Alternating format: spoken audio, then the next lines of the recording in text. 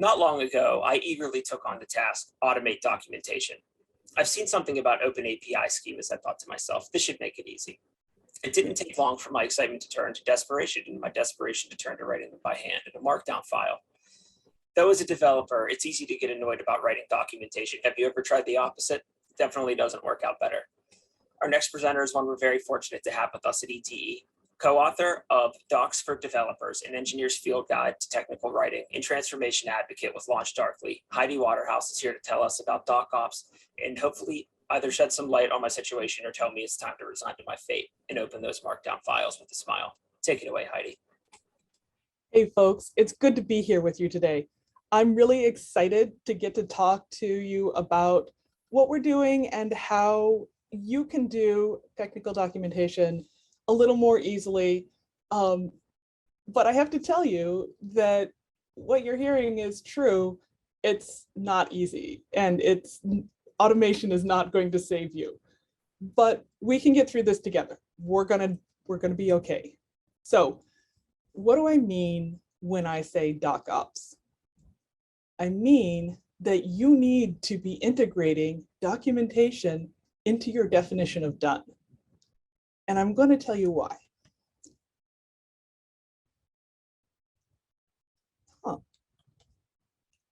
Let's talk about Apollo 13.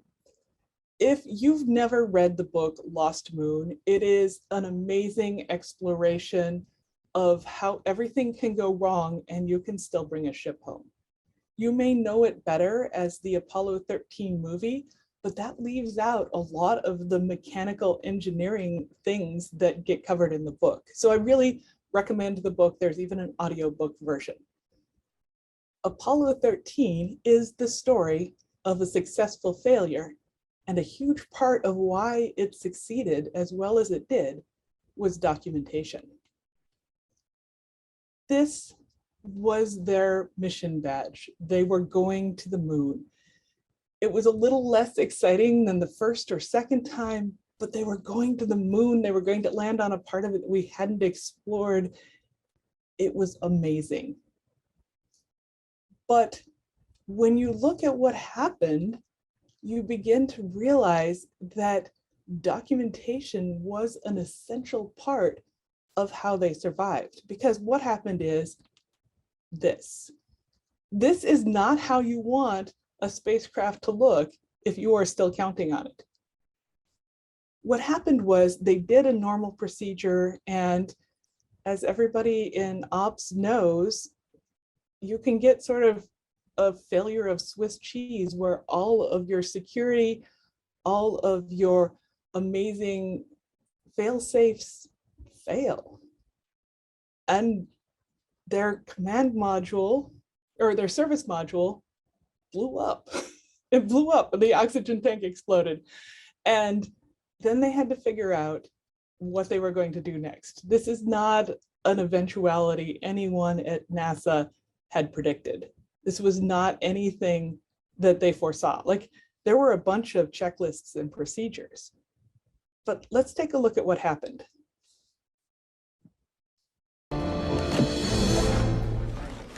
What's this?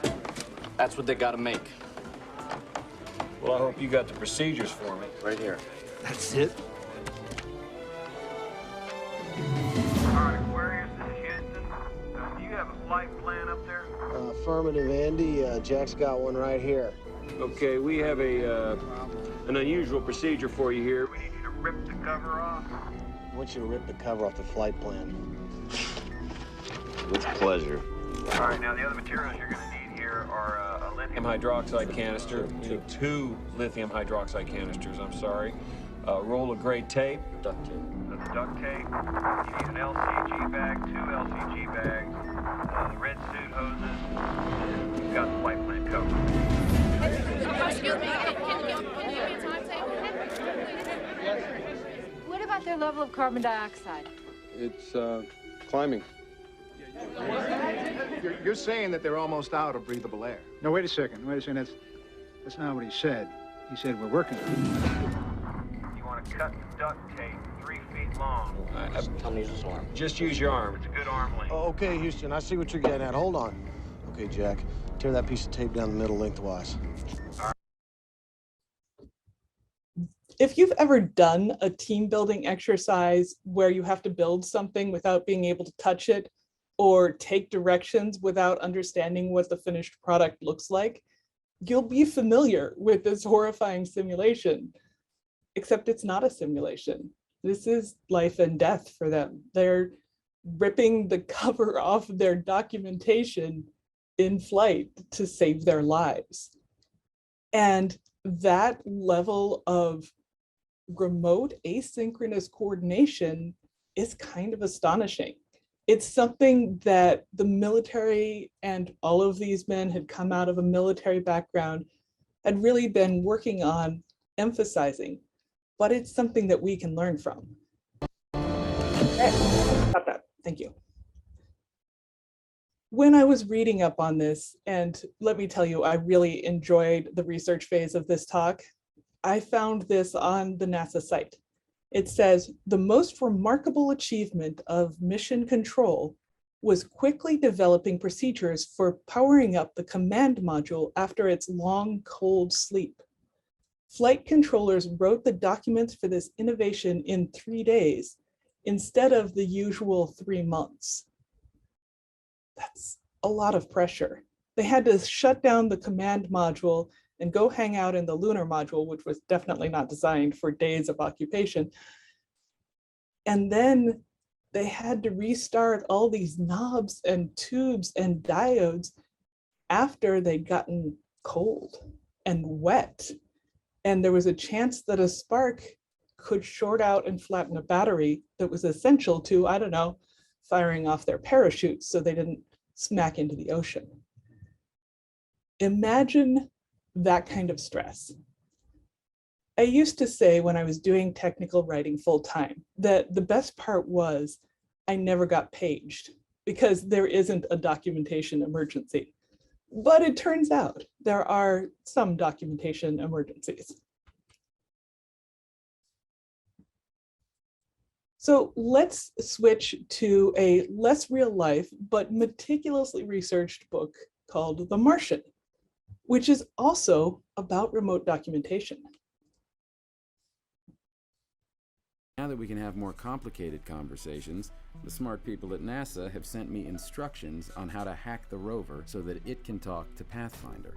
If I hack a tiny bit of code, just 20 instructions in the rover's operating system, NASA can link the rover to Pathfinder's broadcasting frequency, and we're in business.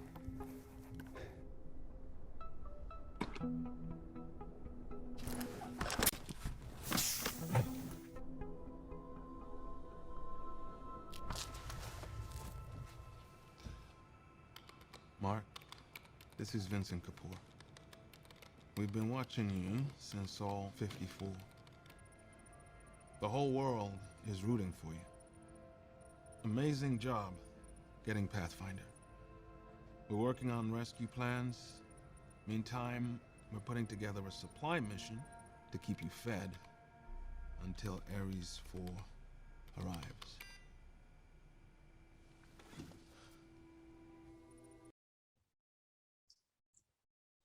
We're going to skip a lot of the emergencies that happened in the book and the movie, but I think this is the key scene for this as a documentation movie. Having some rudimentary communication, like the hexadecimal table, enables them to bootstrap a more rich and useful communication method so that they can actually get things done. But in order to do that, they needed to start really small, really basic, just a few dozen characters. When I think about how much this is like how documentation works, I'm kind of blown away. I don't think Weir had that in mind when he wrote it, but I can't rule it out. Because when all else fails, you will fall back to the most basic method of communication that's possible. Yes, this is a secret disaster recovery talk. Don't tell. Now that we can have more complicated conversations, the smart people... There we go. So docs in space. How do these movies, where'd you go? How do these movies help us understand what we need to do with documentation? Like, what is it that we are understanding from them?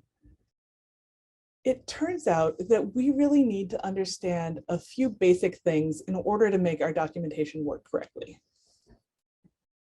One of them is how to work Google Slides. So let's start with the essentials. What are the essentials of documentation? And this isn't just about software or hardware or ops or spaceflight.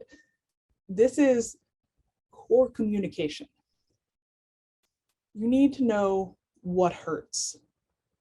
What hurts is the first basic question of technical writing. How can I fix a problem? Because if you know what hurts, you know where you need to address everything. What hurts is sometimes onboarding, it's sometimes disaster recovery, it's wherever you lose sleep and get ulcers. And then you think about what's unique. What is a thing that you couldn't look up someplace else? What is specific to your organization? I never want to duplicate documentation from a vendor if the vendor has already supplied it. Like, there's no reason for a company to write documents on how to use Windows unless they're using Windows in some very non-standard way. So when you're focusing on what to document, you want to document the things that are only you problems. And then you need to think about what's irreplaceable. This is the one that made me choke up this week, because there are librarians all over the world frantically downloading, scanning, and preserving the cultural knowledge from Ukraine as Russia advances.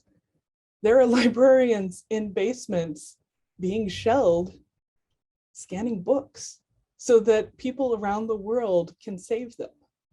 Because this is irreplaceable knowledge. This is art that cannot be created again. When you think about what you need to preserve with documentation, it needs to be the things that you cannot replace. And when you frame it like that, I think it actually gets a lot easier to do triage. One of the problems of saying, I'm going to do documentation is it's a lot. You walk into a room and it's just piles of things that should be written about and you don't know where to start. Start with the things that nobody else could write. Start with the things that only you know. Start with the things that can't be replaced. Okay, so that's like the emotional stuff. Where do you start with document types? It's really much easier to think of knowledge as sorting into categories, because otherwise we have this formless waste. And there's a whole librarian fight about taxonomy, which is sorting, versus sort of folksonomy, which is more like tagging. It's fascinating. We're not going to get into it.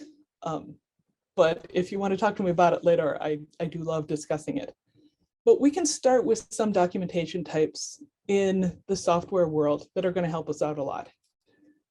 Onboarding is easy to start with. It has a lot of utility because it's easiest to update, because every time you hire someone, you make them run through the onboarding documentation and tell you where it failed and then fix it. And now they know how to onboard. It's also nice to do onboarding software for users so that you can actually get them using your software. It doesn't do you any good to document deep arcane commands if nobody can get it installed. Another type is upgrades. It's important to say, here's how you move from this version to this version. Because if there's too much friction in moving to a new version, people don't have a huge resistance to change. you want to retain users, you need to make it possible for them to upgrade relatively easily. And part of that is documentation. You need to document incidents. One of the things that I've noticed since we started talking about blameless culture and doing post-incident reports is that we talk about documenting incidents and we never talk about reading the documentation. And if we're not reading and using the documentation, it's not useful. It's just a vanity project. It's nothing that's going to do us any good. So when I say document your incidents, I also mean read about your incidents, have an incident of the week book club. We certainly do that at Launch Darkly frequently, not just our incidents, but other incidents. What can we learn from this outage? What do we know that would apply back to us? And you need to document questions. Even if you don't have the answers yet, you want to be able to say, here's what I know. Here's how this is going to work out, or not here's what I know, but here's what I don't know. Here's a question I have. I don't know how this will scale. I don't understand if this is going to work with the new version of this software. I need to know that. And if you write down those questions, it's a lot easier to find answers for them. Where to start, not document types, but emotional states. It's very clean and clinical to say, these are the document types that you should have. What we're actually dealing with, though, is people. Robots don't really read documentation. They read infrastructure as code, sure, but they're not reading documentation. People read documentation. So what we want to think about when we're doing documentation is the emotional state of the person who's coming to it. I have stickers that say, everyone who reads documentation is already pissed off. And this is really, really true. If you think about the times that you flip through the manual for something that you're trying to do, it's usually because you haven't been able to intuitively use it. Nobody hits the help button on an app if they feel like the app is easy or happy or making them satisfied. No, that is a moment that the interface has failed you and you are cast onto documentation. So when we document the user journey, it's super useful to remember that frequently the user is angry. The user is upset. At best, the user is a little baffled because they've never used this before. So when we remember that user journey, I think it becomes easier to be more sympathetic. The next emotional state is break fix. Again, this is about being angry. This is about, this is not working the way I want it to. Why isn't it working the way I want it to? How do I make it do the thing I want? The more we document break fix, the more we see the pain points in the user journey, and the more we can fix them with software. The more we can alter the software to be what people need it to be in the moment.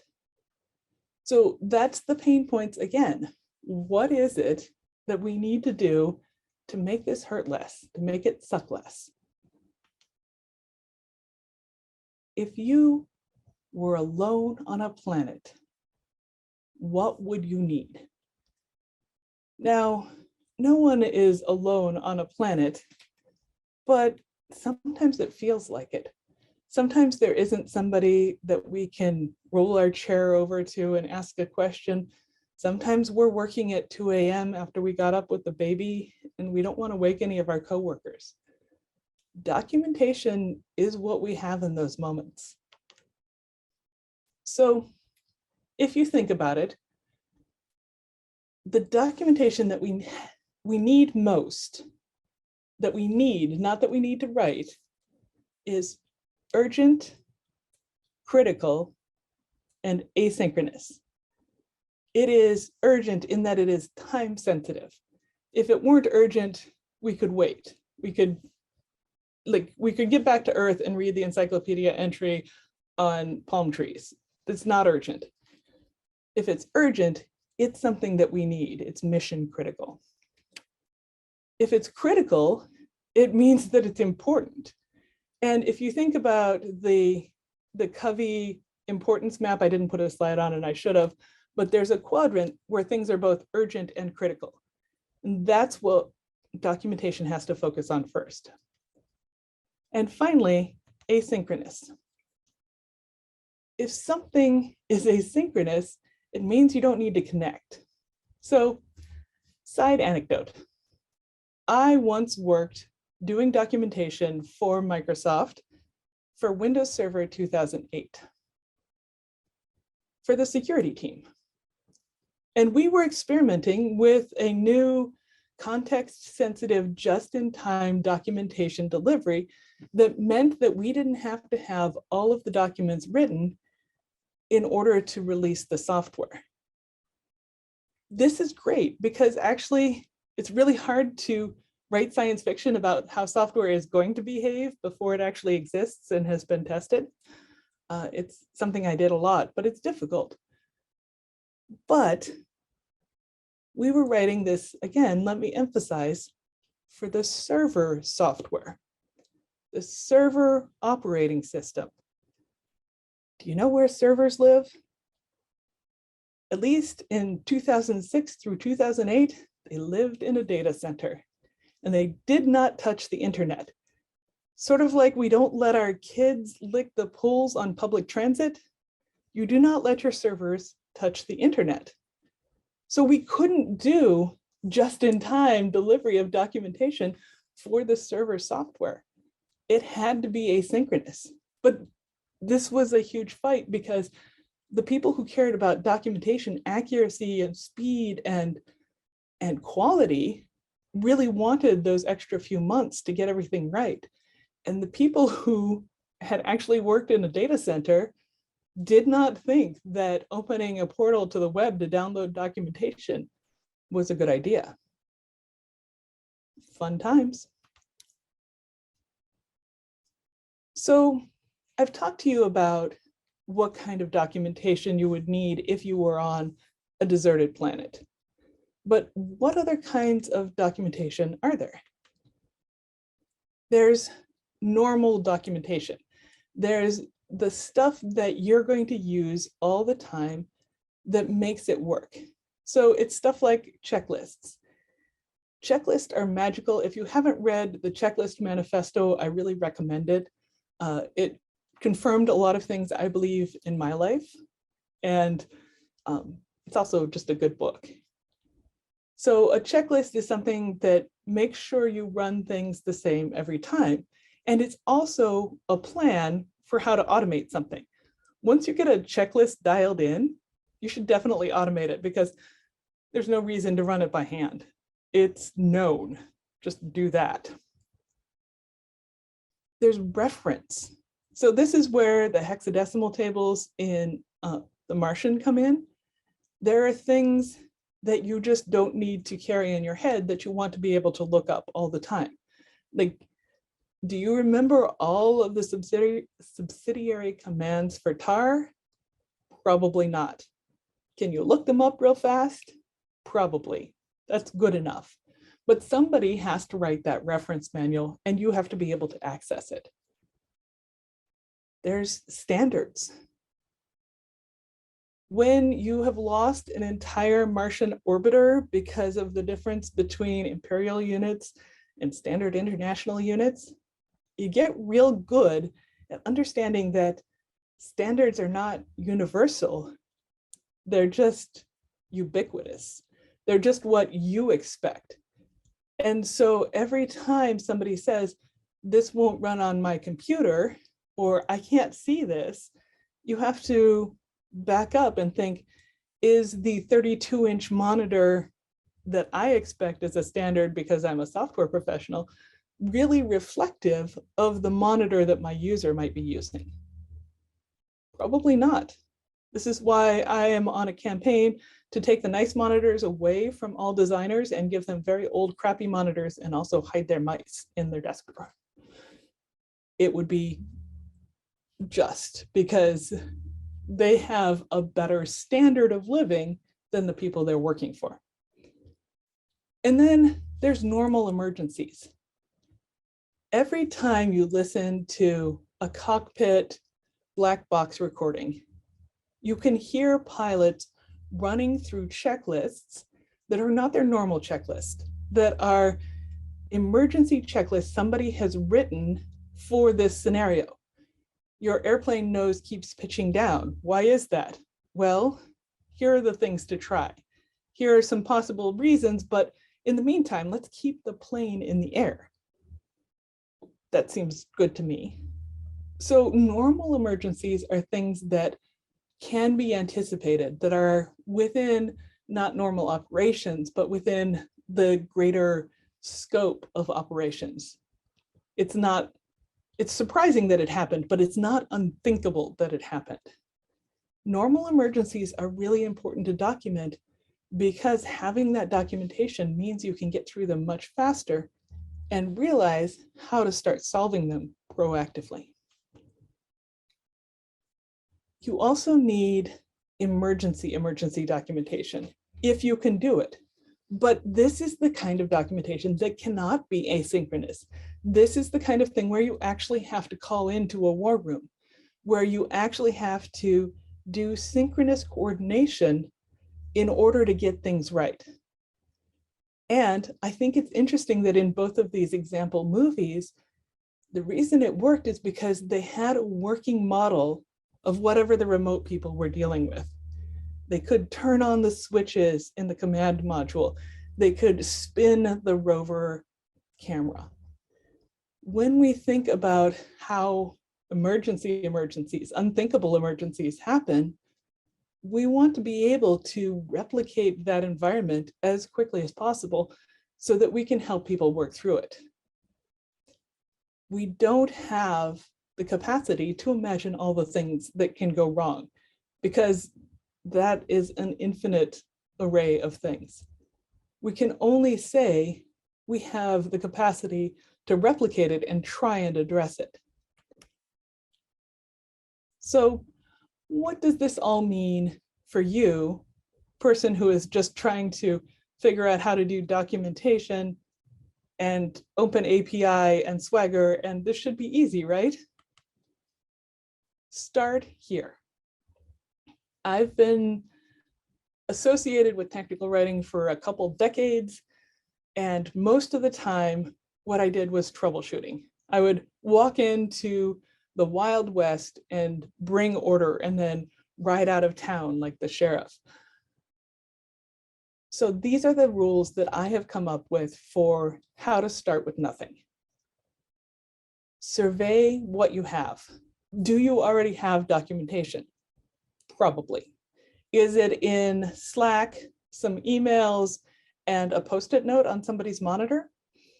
Possibly, but you have some. Make a list of the painful gaps. What does it, again, pain, what does it hurt to not have? Does it hurt to not have onboarding? Does it hurt to not have a description of your developer environment?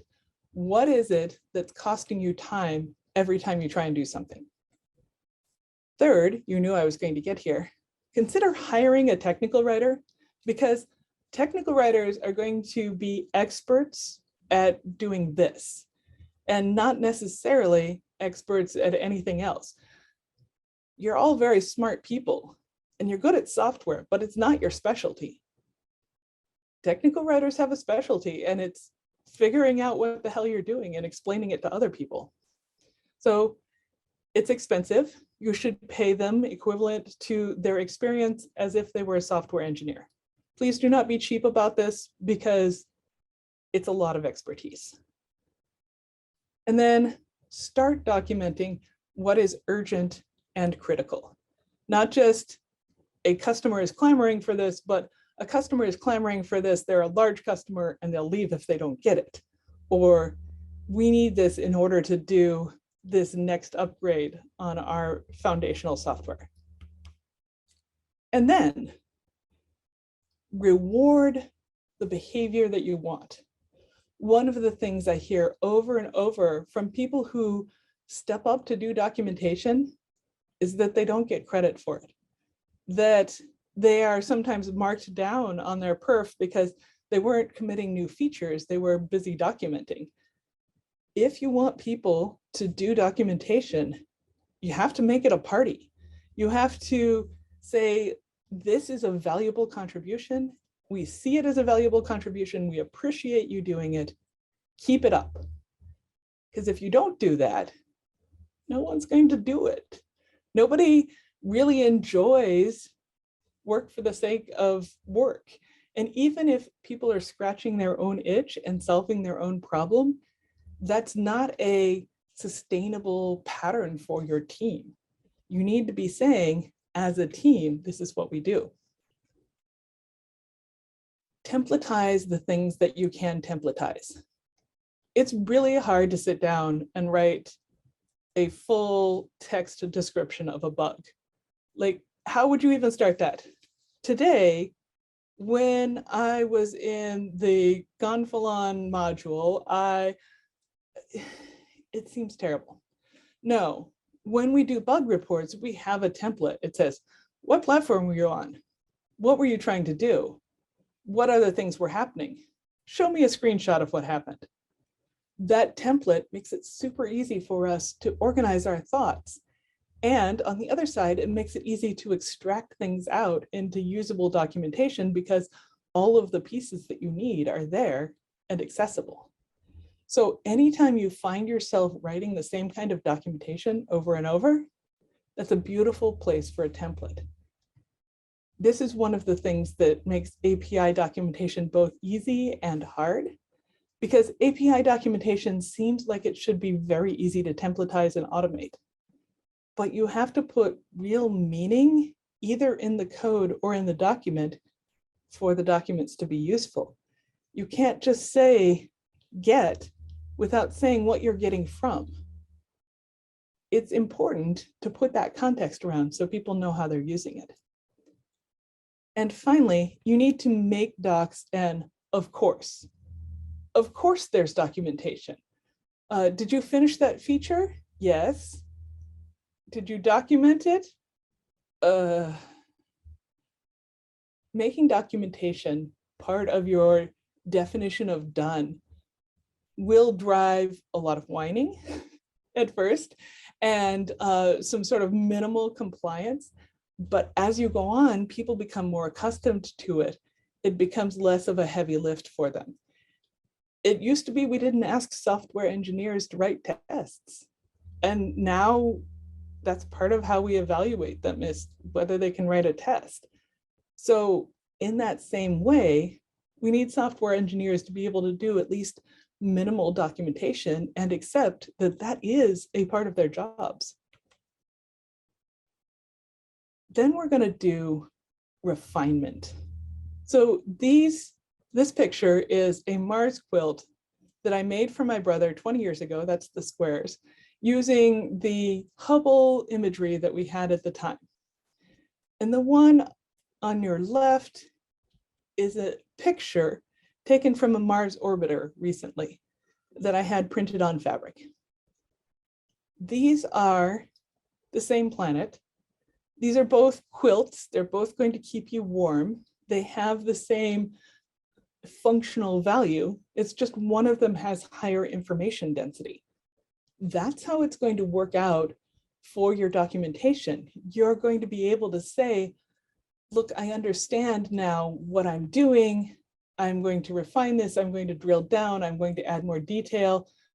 I'm going to make it better.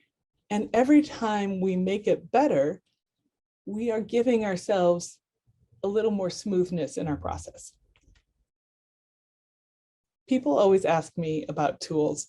And when I'm talking to developers, the thing I want to say is, do not over-engineer your tooling because it will not last. Please do not spend a bunch of time setting up Gatsby and static sites and whatever. Like, do the very minimum of tooling that you can, unless you're customer facing. But if you're documenting for internals, consider setting up like a wiki. Like, Twiki, something very basic, something very minimal. When I run Docs for DevOps as an open space, one of the things I suggest is that people put everything on one big page. And they give me this look like, why would I, like, isn't there information architecture that goes with that? Yeah, but you'd be surprised by how much you can get on one big page and still have it usable by search. Do the least that you can, because the more you spend on tooling and how it works, the less you spend on content and what works. And another pitch for setting up templates. If you want people to contribute writing, make it as easy as doing Mad Libs. Lots of us learned what a noun and a verb is by plugging it into silly stories. There's no reason we can't do software development pretty much the same way. Obligatory pitch. I am part of a team that wrote a book that addresses this very problem because we got tired of doing one-off explanations to all of our coworkers. It's called Docs for Developers, and it's relatively short and easy to read, and it has a lot of the things that you might need to get started. And finally, a short case study.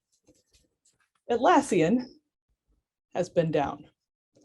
Not for everybody, but for about 400 customers, because they pushed a script, used the wrong kind of delete, and it's very hard to restore a database that people are writing to.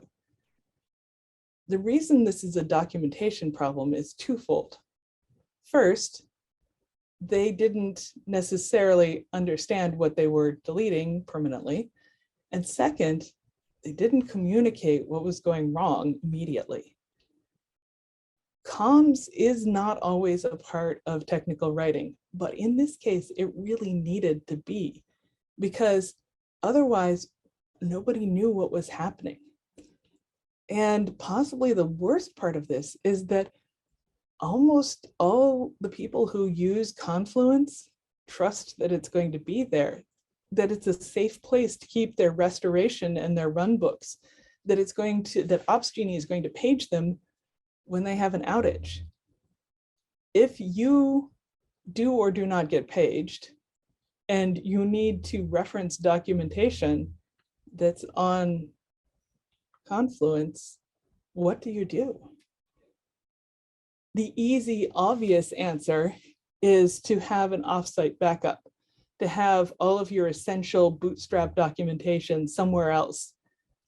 But let me warn you that you must have some kind of script or automated updating to keep that in line, because as you decommission your data centers, you will find a fireproof safe that has 10-year-old Bootstrap documentation on it that was the offline restart docs. Not going to work now, not very relevant, but because printing out paper and sticking it in a safe somehow fell off our list, we don't have any redundancy. So when you're thinking about this urgent, critical documentation, please, please, please consider how you're going to keep and align and synchronize offsite stuff.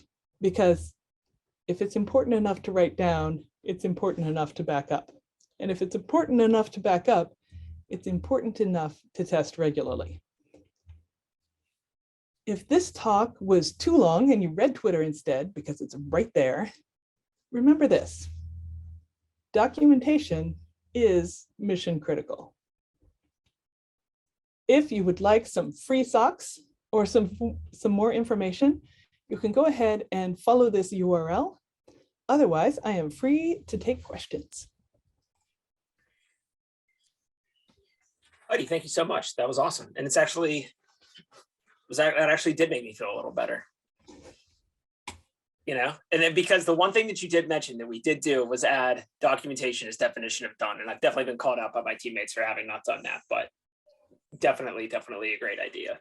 I don't see any questions right now. We could wait another, a little bit here. I see some people typing. If there's no questions, we can wrap it up. Let's see. Oh, actually, what was the name of that book that you mentioned at the beginning? with the, I think it was with Apollo 13. Lost Moon. I wanted to jot that one down because that did sound. Commander Lovell wrote his experiences. Yeah, that sounded really awesome. Oh, there's a question. Alicia Benz asks, when you find documentation scattered everywhere when getting started, how do you approach bringing it together? That's a great question because it is, it's a real problem. Like, frequently the thing that I do is first, you have to figure out who owns it. If it is living in a place, because that's where the owner can remember to update it, moving it breaks that linkage and then you're in worse shape because they're not updating it. The second thing I do is create a directory to point to all of the diverse places. I try not to move it right away because, like I said, people have links both to write it and to reference it. And if you move it, it's like it doesn't exist anymore. So what you want to do is create a page where you're like, here's all the information and here are the links to it and here's how you get to it. As you go along, you're going to be able to say, okay, that person has, left the organization, changed jobs. We're going to pull that documentation into sort of the main documentation repository so that we can maintain it and see it more easily. It's a mistake, an understandable mistake, one that I've made many times, to walk in and say, oh, your docs are all over the place. I can't even with this. I'm going to consolidate them.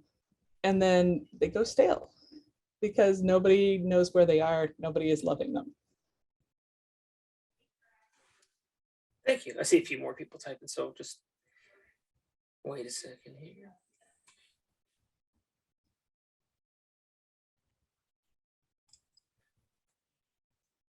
Noah asks, what do you think of automating docs from doc strings?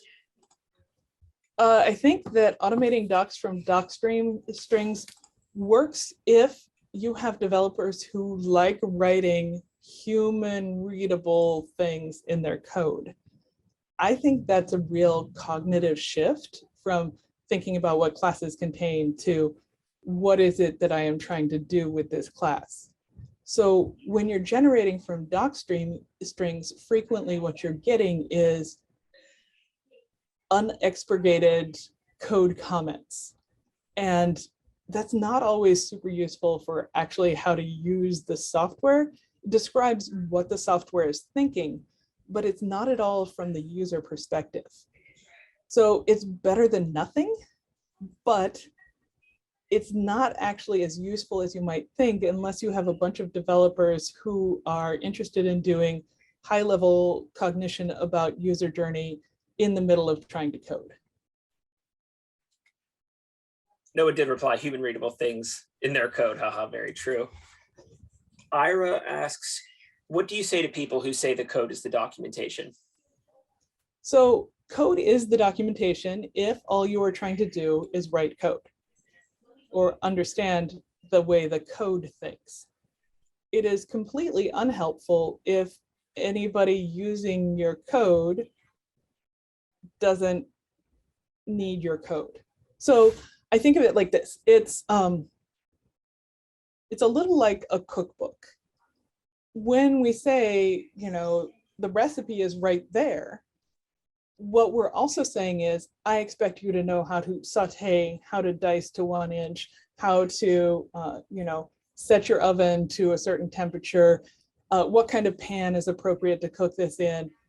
There's a lot of meta knowledge that goes into all of these things that we think of as very straightforward. So when you read code, you have a mental conception of how that programming language thinks, and frequently a mental conception of how this system architecture works. And you are bringing that to the code. So it is very obvious for you what's going on. If somebody comes to the code, even if they know the language, they may not know the system architecture that you're working in. And they may bring in a different system architecture that changes the meaning of what you're doing.